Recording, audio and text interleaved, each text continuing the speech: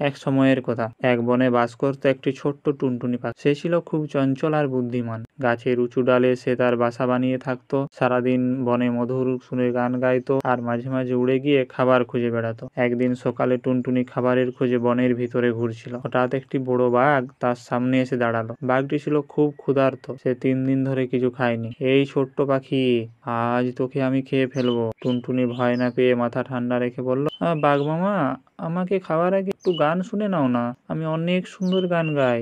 এত সুন্দর গান তুমি আগে কখনো শোনোনি, বিশ্বাস করো। টুনটুনি গলা ছেড়ে মিষ্টি সুরে গান ধরল। তার সুর এতই মনোমুগ্ধ ছিল যে কিছুক্ষণের মধ্যেই বাঘের চোখে ঘুম চলে এলো। সে হাই তুলে এবং গাছতলায় গড়িয়ে ঘুমিয়ে পড়ল।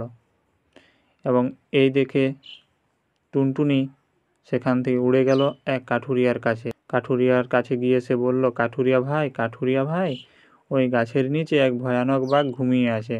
তুমি এক্ষুনি ছুটে যাও এবং দড়ি দিয়ে তাকে বেঁধে ফেলো, তাহলে সে আর কাউকে ভয় দেখাতে পারবে না।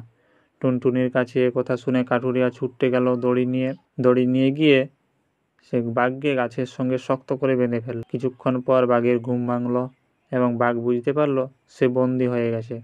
তখন সে রাগে গর্জন করে উঠল এবং টুনটুনিকে বলতে লাগলো, তুই আমায় ধোঁকা দিলি ছোট্ট পাখি। টুনটুনি খিলখিল করে হেসে বলল, সরি বাঘ মামা, শক্তি নয় বুদ্ধিই বড় জিনিস। ছোট বলে কাউকে দুর্বল ভেবো না। তাহলে আজকের ভিডিও থেকে আমরা কি শিখলাম বন্ধুরা? যে সাহস আর বুদ্ধি থাকলে বড় থেকে বড় বিপদও জয় করা যায়।